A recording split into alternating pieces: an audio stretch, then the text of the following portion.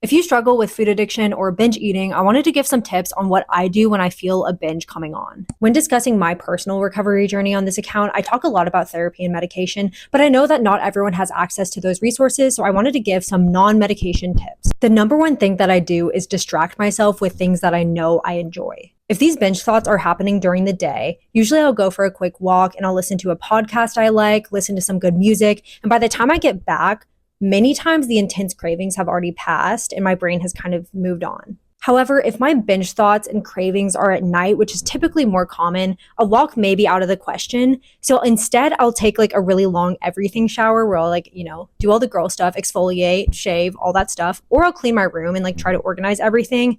That's another way I really like to distract myself. Fun but sad fact, my roommates earlier this year thought I was just a huge stress cleaner, but it was actually just because I was trying to avoid binging on food. So most of the time, the distract yourself method works really well, but keep in mind, the brain is a very powerful thing, and sometimes those food thoughts just won't go away no matter how much you distract yourself. At this point, I'll use several mental practices that I learned in therapy that I'd love to share with you guys. First, I will remind myself that the food I'm craving isn't necessarily going anywhere, and I can always eat a normal portion of the snack or food that I'm craving the next day when I'm actually hungry. Sometimes your brain just needs the reassurance that you're gonna get the gratification of eating that food, but simply the next day. If all of these methods still aren't working, I will go as far as making a pros and cons list and writing it down in front of me so I can visualize everything. For example, the pros of binging are really only temporary satisfaction, whereas the cons are feeling overly full, guilty, sick. The list goes on for a really long time. And because binging for me is very emotional,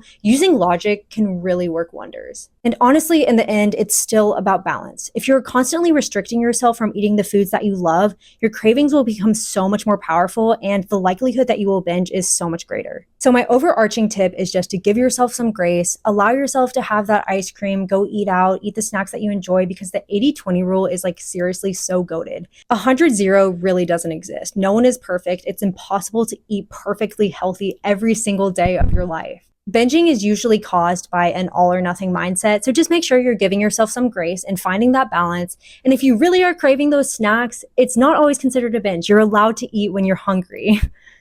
If you struggle with food addiction or